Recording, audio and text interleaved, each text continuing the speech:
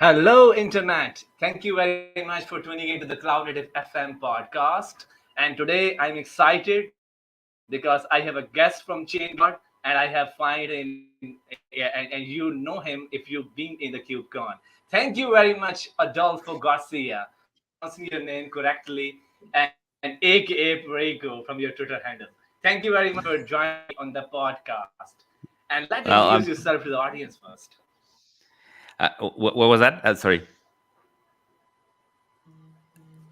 Just try to introduce yourself to the audience, where you live, where you work, and how you started your Kubernetes journey a little bit.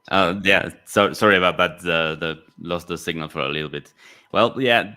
Well, first of all, saying thank you for having me. I've seen so many people that I admire in your show, and now it's my time. So I hope I do a good job. Well, yeah. My name is Adolfo Garcia, and I am a staff software engineer with ChainGuard. I live in Mexico City. And I am also one of the tech leads for Kubernetes SIG release. And I am the tech lead for the release engineering sub-project together with Carlos Panato. And yeah, well, I'm super happy to be here and talk about releasing software, supply chain security, all of those things that I like. Yes, absolutely, absolutely. And you were the fourth guest for me, like for the Shane God team. I talked to the Dan Lawrence, Matt Moore, Jason, and I think Priya Vadva. And you, I think, fourth or fifth person. I'm really, and you has been on the part of my list because you have done wonderful work so far. So before we starting the conversation forward, tell us about your KubeCon experience first. And because it's been the in person for a very long time, like since the COVID, we're not going to travel there and talking to people and meeting people in person, one on one, but eventually find the opportunity. So, what's your experience so far being into the KubeCon Valencia? Well, I think this time it finally started to feel a lot more like the KubeCons pre-COVID.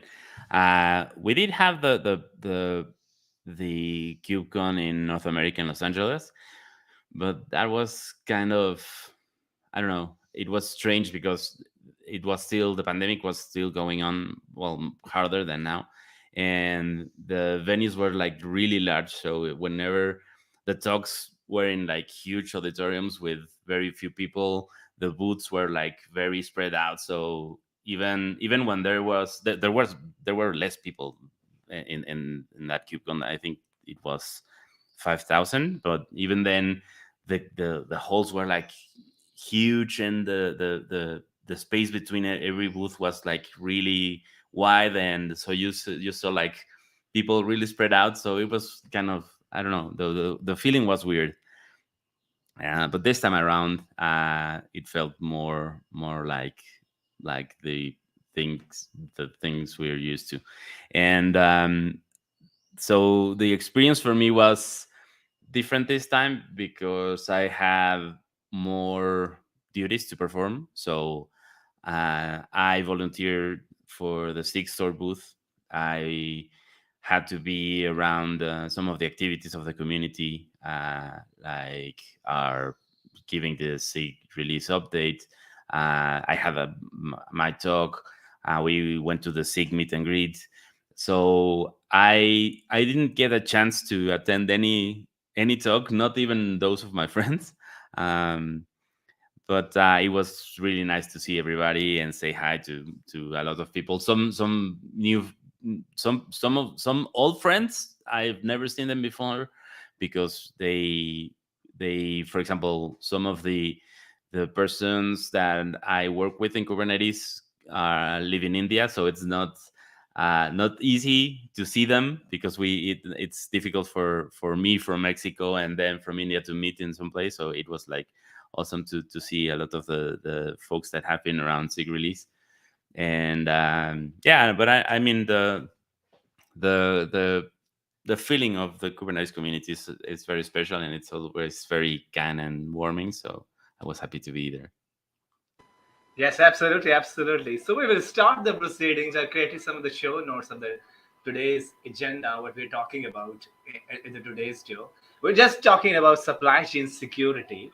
And everybody, like me in the Kubernetes space, like this is the area where I try to stay away from the conversation because topic is so complex. We're talking about code, container, cloud, cluster, various parts in it, and it's under debate, like where we should start securing things. Like we start from the images, start from the where we push the images, or where we pull the images from, or where we put the containers. Like where should we start from? But in a matter of, I think in a like last KubeCon and a supply chain security con happening, and we see a tremendous amount of things is happening on that time. Like it's been a wonderful years.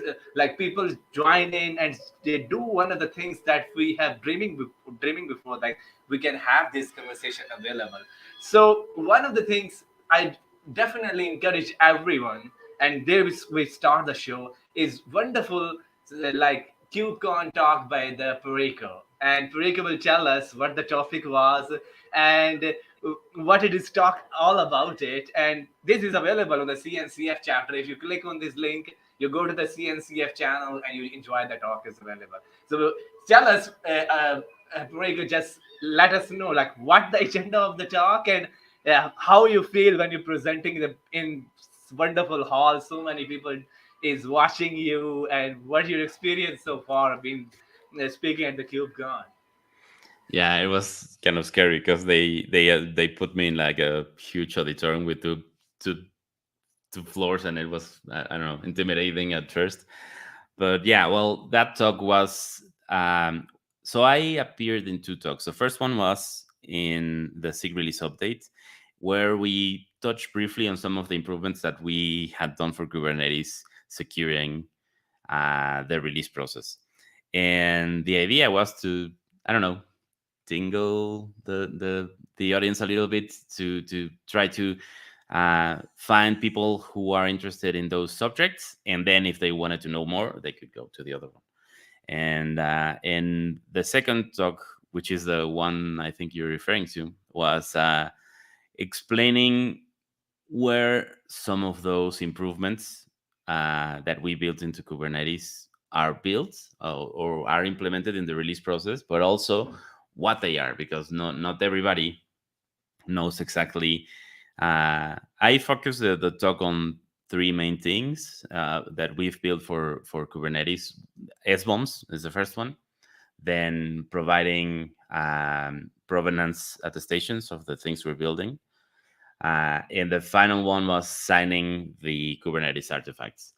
Uh, so I tried to approach it in a humorous way using Star Wars memes as much as I could. And I was really nervous because I didn't know if the jokes were gonna go through. But in the end, I think people enjoyed it, and they well they seem to like it. And the second half of the talk was centered around, once we explored what those technologies are, how did we implement those into the Kubernetes release process? Because this not only affects the Kubernetes users downstream, but it also affects the folks that are working on other projects in the Kubernetes organization. So every Kubernetes project that releases through the community infrastructure, particularly images now, gets to have its images signed and verified before publishing to the internet. So if you go and pull one image for, I don't know, Ingress Nginx, you'll find that it's now signed by the Kubernetes organization. And we're trying to not only share all of the advances that we're building for Kubernetes with the other projects inside of the organization, but also to other projects across the CNCF. Yes, absolutely, absolutely. And I think, and absolutely. And during the KubeCon, like you, another thing like I mentioned here is the link, you go to this. If you click on this link, you can send a tweet like, "I'm really impressed by seeing the Cube Perico talking at the KubeCon stage, and I just that's a day to remember for me. Like we have talked. I think we met on the Kubernetes Contributor Summit. Ever since, I've been a big fan of the Adolfo. He's been doing a wonderful job with the various part of the Kubernetes community. So here's a link available. And do you match Chris Short and Duffy Coley, Adolfo, during the KubeCon? I met Chris Short a little bit from the time he was on the release team in one of the cycles, and Duffy, I know him a little bit more. Yes. Yes, absolutely. Those are the most favorite person, and everybody should meet him. Those wonderful guy from the crowded community. And I have been like, I'm also lucky this time KubeCon because I am giving a talk in the KubeCon for the first time in my life. I'm able to do that. Another happiness news for me during the KubeCon, like my company that Van Cloud is being, they share the IBM boot camp and doing a wonderful job in the Kubernetes multi-cloud migration and multi-cloud Kubernetes. And folks, if wanted to interested in trying this solution out, I encourage you to check the link as well. So now we go into the bit of the history of what is ChainGuard, and it's been a like Rico is a part of the team, and he tell us if people are really new to what ChainGuard is, what this company, what the motivation, and what the idea behind this company, and what they are doing in the ChainGuard. So Rico is for our guest talking about. So tell us, like, if people are new to the ChainGuard, I'm being from new from the day, I think day 2, day 3, when I see the tweet like ChainGuard is actually a part of the new company in the supply chain. But for the new people, tell us about what is ChainGuard, what your people are focusing on, and what you are building at the moment.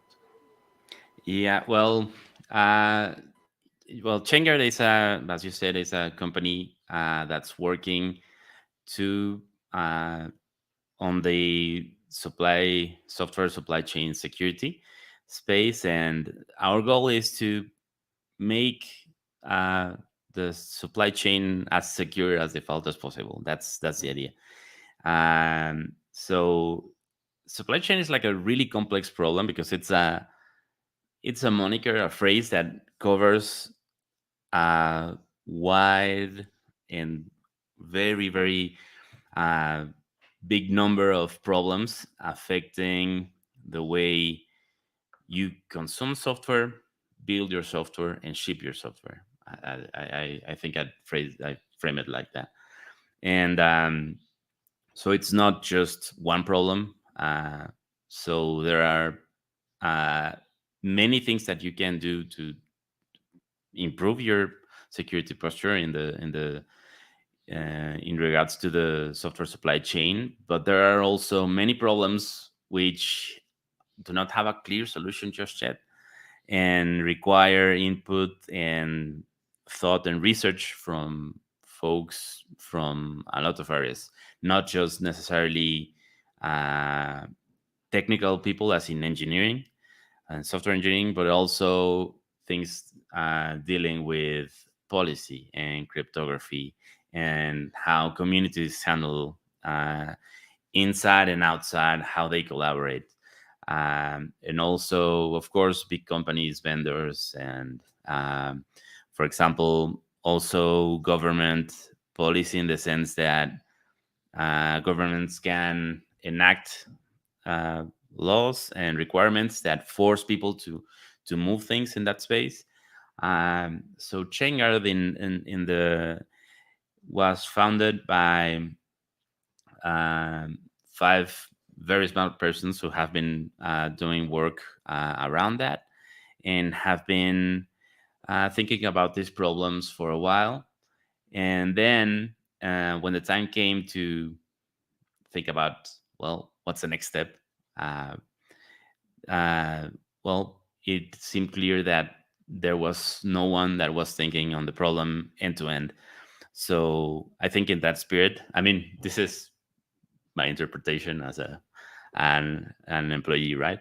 But then in the idea was to found the first company that really took into its mission trying to solve or at least provide some sort of answer to all of the problems from end to end of the supply chain security problem.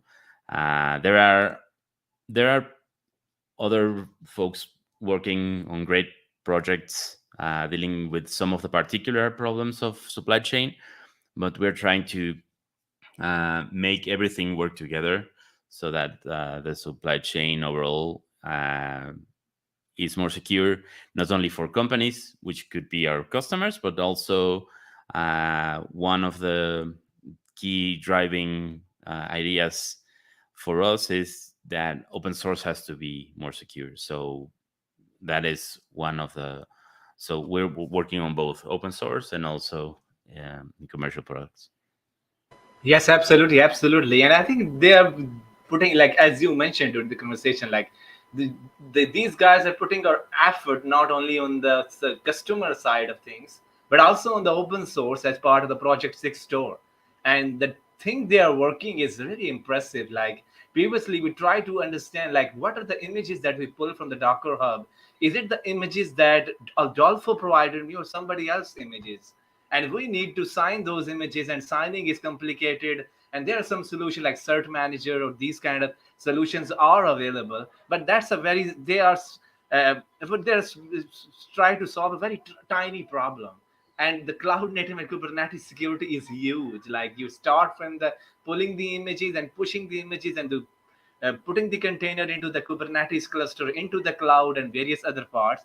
So they are doing a wonderful job. And one of the things that we definitely talk about during this conversation, like during the Project 6 store, you can now now understand what the distribution that Kubernetes that you are using is actually what it is yet that you claim it to be. So there are so many good things happening in the open source space, and you should know these persons. The ChainGuard is a company packed with tech superstar.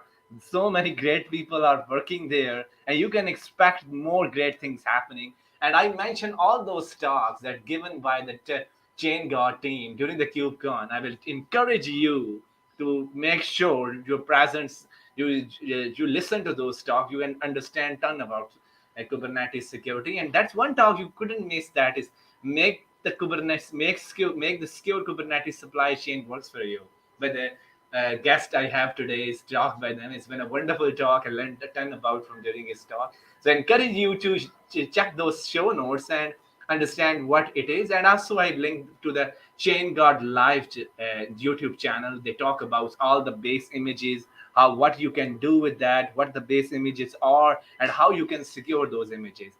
And now the topic that we're discussing about, I see two new solutions or kind of product is announced by the ChainGuard team, and Adolfo is tell us like what those are. Introducing ChainGuard images, the first container-based images designed for secure supply software supply chain, painless vulnerability management, SBOM included, easy compliance, FIPS and SALSA, and built on open source and standards. And Adolfo tell us about more about what those products or services are.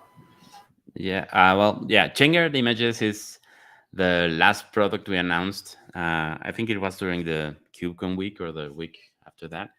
The idea with ChainGuard Images is that they're trying to address one key problem with images, and it's not just one, but the problem with images is that so for example, whenever you pull uh, let's say that you build your software and you choose to use, for example, an Alpine image or a Debian image, and sometimes you run those images through the security scanners, and you'll find several things in there. So the first one is that you sometimes get a lot of noise from those scanners, because some of the base images include a lot of packages that you don't necessarily need to run your project. And so some of those dependencies are, if your base image is not updated frequently enough, you start getting noise and advisories about some of those packages inside, even though they not necessarily apply to what you're running. So the idea with ChainGuard Images is that they provide the smallest amount of packages inside of the image, and those packages are, well, the idea is to keep them updated super frequently, uh, and the idea is that you, so if you were to switch your project from one of the standard images to the ChainGuard images, you get a more frequent base image, more frequently updated base image, so that you can quiet down that noise. But also, the some of the packages in there that you used to get with Debian or Alpine images are not there, so you do not get that noise. The idea with ChainGuard images is that at the when they become generally available for customers, you will be able to subscribe to a security feed that is updated more frequently and get them.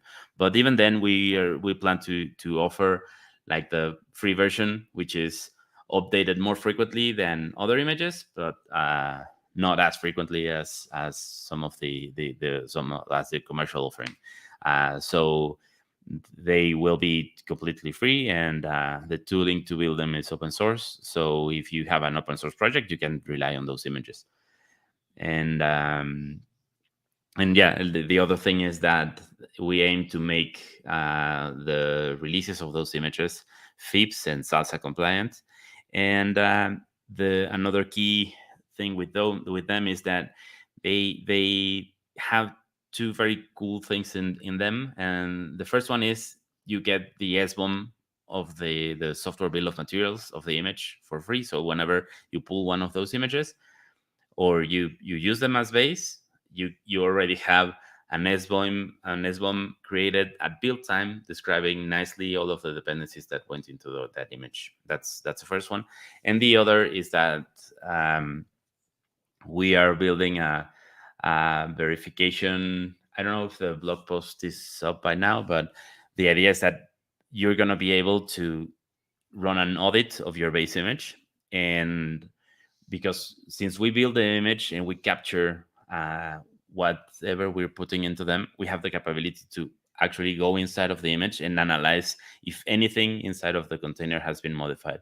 So if you, let's say that you're running a WordPress blog on one of those images, and you get uh, your blog gets attacked, and somehow the attacker manages to modify the web server on any of the system components in there, you will be able to audit the image and know if anything has been altered.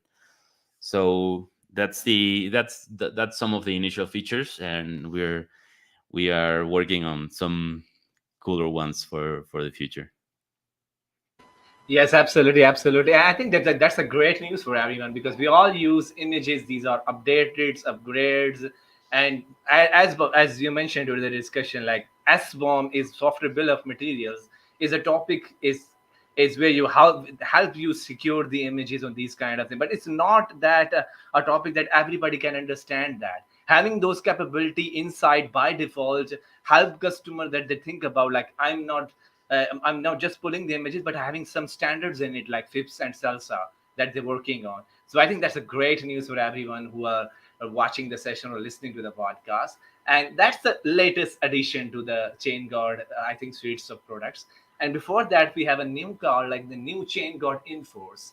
Like I have spent few of the times today learning about ChainGuard Enforce. Seamless developer experience, integrated to your workflows, know what's running where and when.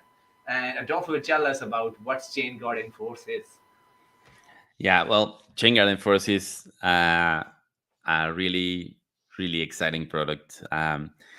What it allows you is to, so when you have a large organization, you sometimes have the problem of making sense of everything that's running inside of your clusters, and even more hard time trying to understand what went into the software that's running there. So even if you have like a really nice inventory of your workloads, understanding which what part of those workloads may be affected by a security vulnerability, either in your application, in the application that you're running, or one of the dependencies, either language dependencies that your software project uses, or the operating system dependencies that your container images are using.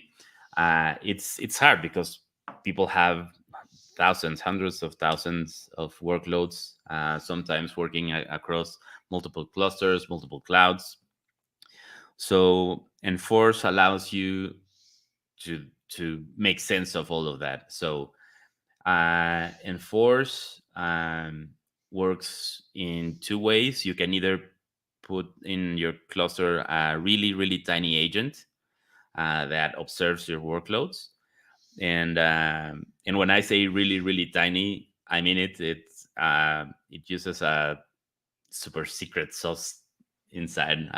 One of the key differentiators is that the agent uses like a really tiny way of running the workloads outside of your cluster. So the what you run inside is like very tiny, observes your workloads, and takes out all of the supply security information and sends it to our SaaS.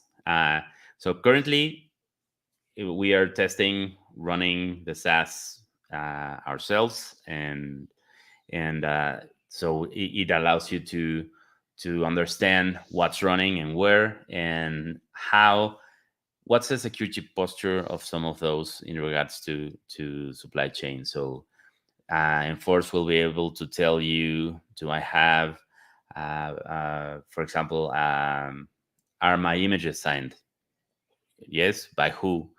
Am I? It will allow you to block or require signed workloads if you want. So you can specify, okay, all of the workloads I'm running in this project should be signed and should be signed by this specific identity.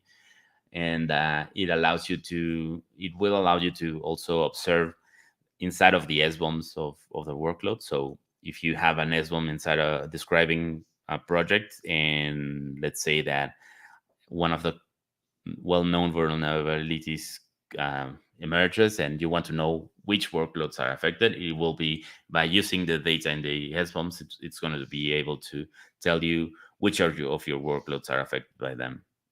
And it allows you to enact all sorts of policies on your workloads based on the supply security information.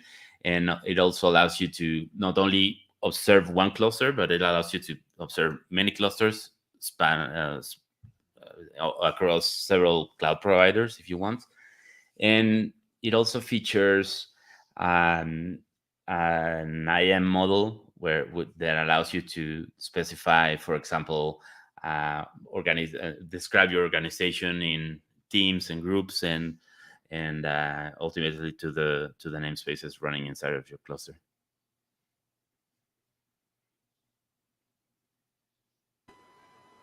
Yes, absolutely, absolutely. And link is available on the chat. You go and learn about it. Like I think there are so many good features in it, and you have to learn about like what are the these. And taking your I know notes on because there are so many suites of products is available. And during the conversation, like is we talk about SBOM, and we have a very well written document over there. What an SBOM for you by Adolfo. And today he explained a bit more about in the article what the SBOM is, because I think a lot of the people, the security folks, is easy to understand them like what an SBOM is. But the outside the security folks, we're still figuring out what SBOM is, what is actually done. So it definitely tell us about what an SBOM is, and on the topic of SBOM, he also tell us how to deal with the multiple SBOMs. Yeah, well, yeah, perhaps we should have started with some of this, a primer on some of these concepts. So an SBOM is a document that describes basically a software release. So when you think about a software release, you can start describing it in one. What are the artifacts that I am putting out? So perhaps I release my project, and with it I get out a binary, a container image,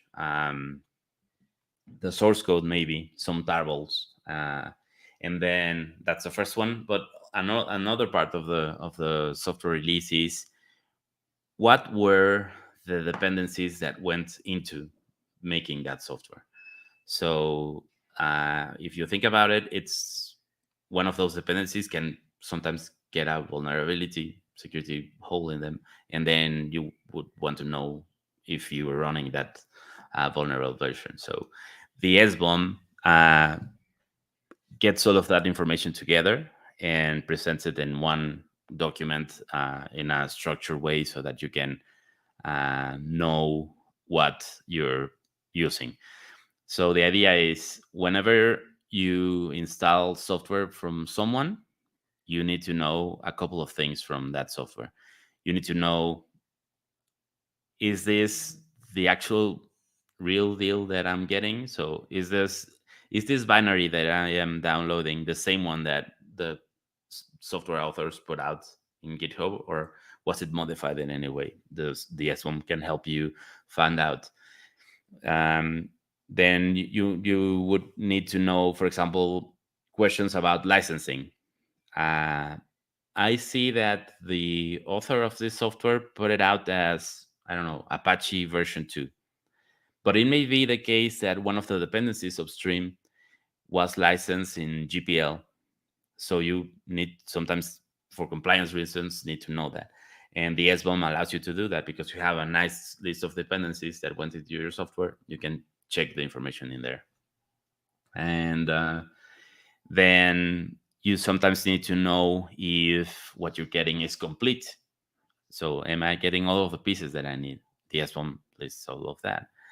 And so that's some of the ideas. Yeah, looking there at the at the blog post, there are two main standards to express SBOMs. One is SPDX, which is a project from the Linux Foundation, and they have a standard to define the document. And there is another competing. There are more, but those are the main ones. And the other one is CycloneDX. That is a project of the OWASP Foundation, which is also great and allows you to do a lot of things too. And yeah, that's the idea with the SBOM, to get a record, a formal record of describing the software release that you're consuming.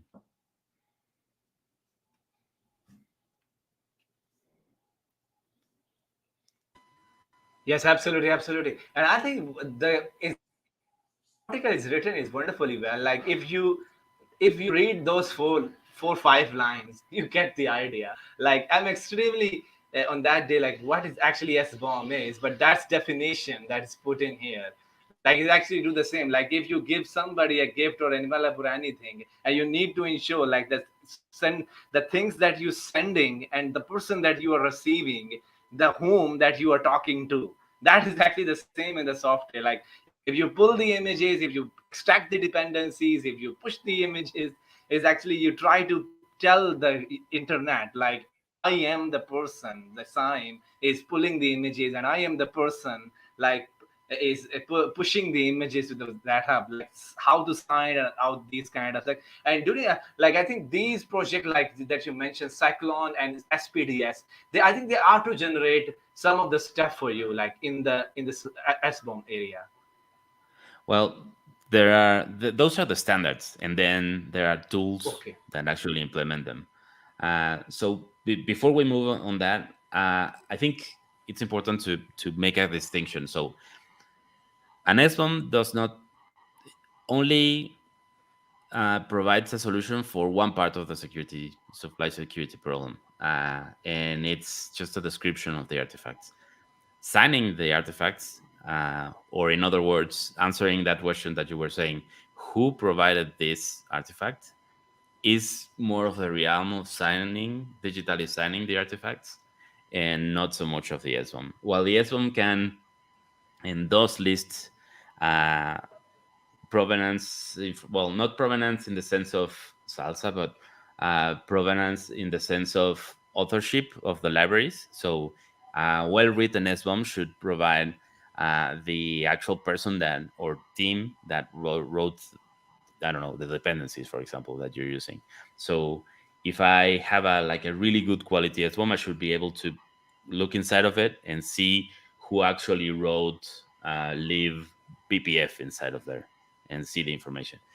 But that's different than actually having a cryptographic proof of who's shipping you a piece of software. That's digital signing, and that's another realm outside of the SBOM. And well, yeah, and returning to what you were saying, yes, there are tools. Lots of people are working on tools to generate SBOMs. Now, uh, there are tools like, for example, even Docker itself, some of the security tools like Trivi, for example, produce SBOMs. And the idea is that you things that generate software that build it should be able to produce their SBOMs because they have the maximum visibility at build time of what went into the build. So whenever possible, things that compose some sort of artifact should at least have the capability to produce that piece of information that gets into the SBOM. Yes, absolutely. And I think everybody who's listening or even watching to us on the YouTube, I think that's a mandatory. The blog is mandatory for you if to try to jump into the SBOM area. Like it's wonderfully explained, and it's also the links is available. Like what are the framework, what are the tools, and what are the SBOM tools or things are available during the blog, and you can just learn about it and go click on the various parts and you can go up to it. And final topic, like I think we talk about a lot of the SBOM. And now the next topic is what is the multiple, how to deal with the multiple SBOM, and why do we need multiple SBOM? Like people are thinking about, we have SBOM. How? Why do we need SBOM? Multiple SBOM? Is there SBOM for every project? Is there SBOM for every Docker image, Docker file? How we can think about the SBOM? Like how should we generate? How tools generating it? Like these are the questions. Okay, yeah, it's an interesting program. So both standards work a little bit in the same way in describing uh, software releases. So the main idea is I'm going to use this SPDX terminology, but it's you have a package, and inside of that package you have stuff, whatever. And in the case of and using that model, you can describe a lot of things. For example, you can take a zip or a tar file as a package, and that package contains files, for example. But then, if you think about it, you could do a tarball that inside of it contains more tarballs. So it would be packages inside of packages, right? And then, for example, if you have a container image, you have the container image. If you start at the index of a multi-arch image, you have a package that describes other images, and those images have layers, and those images have file systems in them with files and even operating system packages. So that analogy in the Cyclone DX world is called components, and on SPDX packages. And so the way you compose, you get like a lot of creative freedom on how to describe an artifact, and that is a curse and a blessing at the same time, because some tools do it in one way, some tools do it in another, and then that's the first problem. And the second problem is that if you think about it, those artifacts that you're describing, they do not get created at the same time by the same process or even by the same person. So going back to the images, uh, if you run a if you run a software project and you choose to use an image from ChainGuard images, for example, you would get an SBOM produced like a very accurate SBOM because it was produced at build time for the image, and then you should produce another SBOM describing your project. You get the SBOM in ChainGuard for free, but then you need to produce yours. But then you and in order to describe your whole project, you have two SBOMs. So how do you match them together? And that is a challenge, and that is one of the things I've been working on. So how to make those SBOMs play well uh, among them, and trying to understand what are some ways that we can match the output of both standards among the tools, and trying to make sure that we can um, make sense of the of SBOMs, no matter where they came from.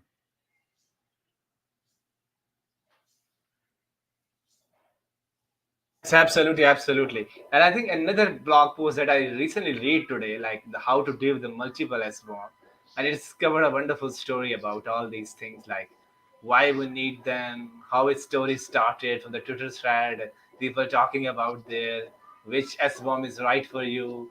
So that's a good another good article from the Adolfo you should read when you have free time to understand what the notion idea of this was. And now, before as we on the topic today, like a wonderful, I think, a news that I really like to cover today on this topic. Like I think it's been a wonderful, like you guys are doing a wonderful job and you get appreciation from the community. That's another good news. Like recently I saw that the ChainGuard raises 50 million in Series A to make software supply chain secure by default, introducing secure images. So what it means to the team, like it's been a wonderful news because people are now taking an eye on. But how you look at it, like being a very small team in a no, in do we reach a year or not year yet? That is a actual topic. But within a small time, I think the community and the people, the companies, all taking a wonderful, like get you the appreciation, like you're doing a good job, keep on doing that. How this motivates you within the company as a software engineer working there, and how it's motivate the company. That's the stuff that you are doing. Like first of all, congrats on all the recent achievement, and tell us about what these achievements like motivations and the funding and the raising means for the company and you. Well, for me, uh, there are two very important things. So the first one is, uh, so my job at ChainGuard is to be in helping open source projects achieve some of the same security improvements that we've been able to do for Kubernetes. So that's what I was doing before I joined ChainGuard, but now it's my full day job, and it's really great because now that it's become my job, I get more time to think about it, to find solutions that scale better. Because before, whenever someone helped me, I was like on Saturday just helping build a little thing here, some custom software over there, and now we are building a team to actually help open source improve their security stance, and then the it's going to be more scalable. The benefits are going to be more for more people. And the other thing is, now that we have the funding, it that translates for me and for the open source community in the benefit that me and the other folks working on open source inside of ChainGuard can do that for at least for a couple of more years. Um, so things in the economy are not going really well. So it was a bit uncertain of how we would face the economic downturn that may be coming. And so now having the funding means that we can still accomplish our mission, both inside of the company, to our customers, partners, and also to the open source world. So for me, it's been a very wonderful journey because I came on board to ChainGuard to continue. So my job description was literally continue doing what you're doing for Kubernetes and the open source projects. So it's great because I have more time to do it, and our inside policy inside of ChainGuard is any improvement that we can get upstream first, we do it there. So whenever we see an opening to improve some of the tooling or some of the area in the projects, whatever, it is a policy of going upstream and improving the open source project first and then downstream. And it's also good news for particularly for the Sixtor project. So ChainGuard was founded. Some of the people that you mentioned that uh, are in ChainGuard today, we have one common bonding, and it's that we've been uh, working with Sixtor, the open source security project, for quite a while now. I mean, quite a while. The project is quite new, but it has a lot of traction. But some of us have been interacting or helping over there for I don't know, almost since the beginning of the project, and that means that we getting the funding. It means that we can continue improving Sixtor and making it every day even more awesome than it is already, because it's quickly becoming the standard of signing your software artifacts, and there are a lot of interesting projects around signing software ecosystems, language packages, and for us, having the company go for a couple of more years, it means that we're going to be able to make those projects succeed and see the light of day one day. Yes, absolutely, absolutely, and that's a great news. Like you are doing so many good stuff. Like your job is helping open source community how they can be secure, because these for them is security is really importantly, because in a one open source project, though many people are working from different geography, from different areas, from different countries, and how to make everyone secure by default is another aim for the company. And by having these funding make you extra time, you can invest more and can you come up with more ideas. And that's a great news when I look at it, because the project six store doing so many great stuff, and we should talk about them as well. And we have a great course available on the supply chain security, I guess, a crash course in a software supply chain. You should click the link and start learning about it, what it is. And it's been by good people who are working on these part of things.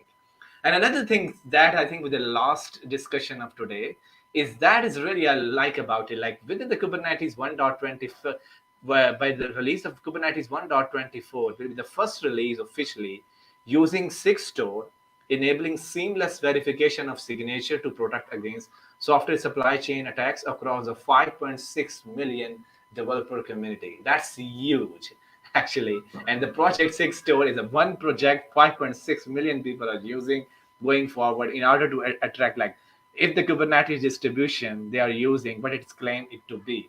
That's a great news. And Porik will Adolfo will tell us about what more about how this helps the open source community and how it helps the Kubernetes in itself and all the distribution that available under the umbrella of Kubernetes. how how this helps as well moving forward. Yeah, so that was our big project for in Kubernetes release engineering for the past, I don't know, 1 year or so.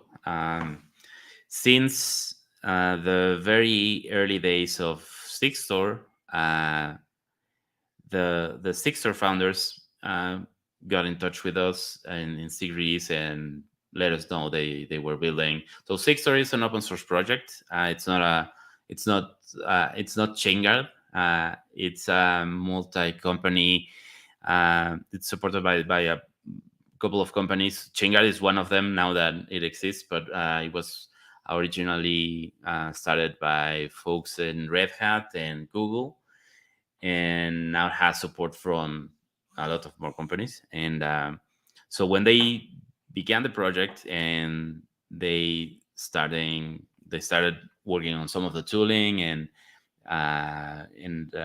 ideas on how to secure software and sign software easy, because we have to understand that signing software by itself, it's not a new thing, but it has traditionally been written with a lot of complexity, and if not complexity, uh, maintenance overhead for the software authors. So uh, ensuring key management for PGP keys, or making sure that your keys are part of a web of trust, distribution of keys, all of that has been cumbersome and difficult for projects, especially when they're smaller projects just manned by one person. So some of the founders, the founders of Sixtor, decided to think, well, how can we make this easy for folks to sign things? So how can we make it easy for them to sign? How can we sign container images, making sure that you do not have to rewrite the whole registry world? How can we do it in a way that it works today, that it's easy? And uh, and so Sixter was founded, and the some of the best analogies of Sixter is thinking about what Let's Encrypt did for the web world. Sixter is trying to achieve the kind of the same for the software world. So Sixter provides public infrastructure for running the Sixter transparency log, the certificate authority, and all of the APIs, handling the request of the APIs to verify the signatures and all of that. So when Sixer was founded, they contacted us and told us their plans, and we thought that it was great because Kubernetes had open issues to sign its artifacts for years now, open, and none of the solutions really. No, so one, no one was like really interested in making and becoming the Kubernetes key handler or managing the key rotation for the project, because it's, well, not it's a huge responsibility, and no one uh, was willing to step into the role. And so the issues remained open for years. And then when Sixer came along, we thought, well, this is our chance. This is exactly the thing that we needed. Um, and we started working with them from some of the very early days. And then we started working on some prototypes, then started reaching out to the community, pitching some ideas. We wrote the KEPs, the Kubernetes enhancement proposals, detailing how we're going to use Sixter to sign the artifacts. And we have another one in parallel, which is the SALSA compliance in the Kubernetes release process. That KEP is deals with SALSA is a security framework that proposes some better practices for releasing your code, and we are also incorporating those into the Kubernetes release process. And then we started improving some of the tooling. We had to do some improvements on the Kubernetes side, on the infrastructure side, working with SIG security in Kubernetes to ensure we were on the right track. And then on the Sixtor side, we were also providing feedback and patches to the Sixtor tooling to make sure that it worked with the libraries that we were building, because Kubernetes has some particular. So if you're a developer or just a normal project that builds a container image, signs it, and you're done, the tooling is excellent for that. But Kubernetes has other things built into the release process, because it, for example, builds in Kubernetes are staged, then approved by the community before going into publication. Then they get distributed to mirrors. So some of those challenges, they weren't baked into the Sixter tool, so we had to build them for Kubernetes. And then finally, by the time of Kubernetes 124, I think the second release candidate for 124, we got all the pieces in place, and Kubernetes 124 was the first one to be fully signed. So now, if you pull one of the official Kubernetes images, you can verify that it was one actually built by SIG release, by one of the release managers, and the second one is that you that image gets a second signature from the Kubernetes organization, making letting you know that it's the real deal that you're getting. Yes, absolutely, absolutely. And thanks very much for working on that. Like, I think you were working for a very long time, and it's finally make happen because the Kubernetes is actually a various component like Kube API server, the scheduler, the controller manager, the etcd, with the kubeless, the kube proxy, the container runtime. There are several species in Kubernetes that we need to verify. Like, if we have those species running in Kubernetes, where those species come from, and when you sign Exactly. those images, this means you have trust. Now what you are running in your cluster is actually where you pull from it. Like, you claim what you want, and it's actually what it is actually in the running in the cluster.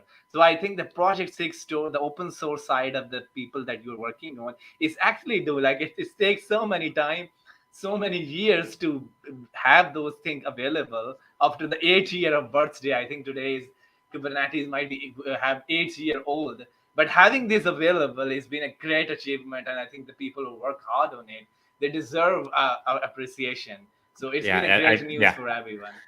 I really want to acknowledge, because when we did the final push to finish the signing code, we had a really nice selection of people working on the project. So everybody chipped in. We did about 50 PRs or so across three SIGs, people from SIG, from SIG release mostly, but then SIG security, then from SIG Gates Infra, they all chipped in to make the signature effort happen. And the other thing I wanted to mention is that the effort is not yet done. So right now we have the images signed, but we still have to sign the binaries.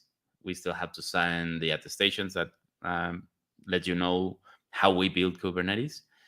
And the other big part is that we need to ensure that we are verifying those images. So this involves working on some of the tools that spin up clusters. So, for example, we need to go and bake in the verification in tools like kubeadm. When you spin up a cluster with kubeadm should be able to verify the images it is using to ensure that it's the right thing. You can verify the images by themselves right now, but it would be so. This is what we mean when we say about making things secure by default. So right now it's not by default. You run it and you choose to verify them, but the tool should do it for you in easy. And using the signatures in the images and the the public infrastructure and services from Sixer, you can now build that security by default into the tools. I think uh, I saw developer guy jumping and saying hi just now. He has been working on some of the verification, or at least is planning to. So yeah, we need to modify tools like kubeadm, KOps, KubeSpray, all of those tools that help you build your cluster should be able to now provide more certainty to their users by verifying those images. Yes, absolutely, absolutely. And those who are thinking about like what's next is actually that's next for the Project 6 store to making that by default and these kind of. But that's a great like I think the first step in the right direction. Like we have now visibility, like the images that the Kubernetes component that we are pulling from is actually we can sign those. And the next step is to not make that decision by the developer or the administrator, but it's by default is secure when you run the Kubernetes distribution or when you run the Kubernetes cluster. And developer guy is a wonderful guy. Like I think he's been everywhere in the Kubernetes and CNCF place. Like he's been a wonderful. I really like his enthusiasm. He's been a various repositories. GitHub is one of the great places I visit there. So many Yeah, contribution. Very less exactly. people Yeah, have that kind of stamina by putting Yeah, in. whenever you see a project and you see developer guy and Furkan Turkal show up, you know things are gonna go down there. Yes, absolutely, absolutely. He's making the progress while he's contributed so many projects. I think he's been deserved so many awards. If CNCF books try to give it so many repositories, so many projects he contributed. Thank you for developer guy tuning in. And before I let you go, it's been a wonderful conversation with Adolfo. I really learned a lot. These are the people I have. If I'm unable to mention, is not that because I have these people I only know about it, but there's so many other in the chain guard community. Might be they close to the 50 people, but these are the people you should try to follow. Is to try to learn about this supply chain security. Dan Lawrence, Scott, Adolfo, Priya Vadva, Kim Lewandowski, Matt Murray, Jason, and Carlos Spanato. And there are a few others. I'm unable to try to find their Twitter handles. But these are the people you should try to learn, ask questions as you go, and that's a great learning resource for everyone. And also during the KubeCon, the Cube CNCF announcing the refresh Kubernetes Cloud Native Security white paper, and it has been a very detailed one. You should read about then what the security things they cover about, and also the Cloud Native Maturity Model 2.0. Like we all know that the Kubernetes Cloud Native CNCF landscape is a quite a bit so many things available in there, like the policy engine, the code container runtime, the network, the policy, network policy engines. There are so many things available. How do we able to make sure what we should adopt for the various what use case? So I think the maturity model try to address these these problems. So I definitely encourage you to read those blogs posts as well. And also the KubeCon wrap-up party. The Rich Brock's blog is wonderful. He's covered everyone in this one blog post on the KubeCon topic. You should read about it and make them available for you if you try to save it to your memories. What happened during the KubeCon Valencia? So that's a resource for you. And another things like I've covered various topics with Land Lawrence and Matt Morey. Like we covered story at 5, how the chain guard came into being. It's happening on time in the September of 2021 with the Matt Morey, and he discussed like how we able to think about our own startup. It's been a wonderful story to listen. And also this, I have covered Jan Lawrence on the supply chain security, and he also discussed the how you can use Tecton for the supply chain security, and the hands-on session with Priya Vadva from the Cloud Native CI/CD on AWS using Tecton. All those sessions available on this YouTube channel. You should join. You should try to learn about. If you are interested, you should watch those sessions as well. And the next time we try to cover VPC Plus on the next episode and DRAS from the Van Cloud CEO Faz Khan. But today it's been a wonderful uh, understanding for me. And Adolfo is a great person. He's not only on the chain guard side, but he's a very famous person from the Kubernetes community. He done a wonderful job in the Kubernetes community. And previous to the chain guard, I know him from the Kubernetes community. He's been a wonderful person to ask question if you need help on various kind of if you want to contribution on the various Kubernetes part. I think is a go-to resource for you to ask those questions as well. So Adolfo, thank you very much for tuning in, and I hope you enjoyed the conversation with me. And we will dive again as we know that the Kubernetes security is being a very evolving the space and so many things happening. When you woke up night and you are wake up early in the morning, you'll see 5 new projects are landed there. You have head start crazy. What's happening in just 3-4 hours? So it's been an ever evolving, ever a rapid based technology space. So thank you very much, Adolfo. And before I let you go, I think that two resources is absolutely mandatory for you if you run supply chain security. The KubeCon talk with Adolfo, plus the two artists blog posts every day. What can SBOM do for you and the multiple SBOM? So hope to see you again in the next episode in the Cloud Native FM podcast. Stay safe, stay healthy, everyone. Bye bye, everyone. Thank you for having me.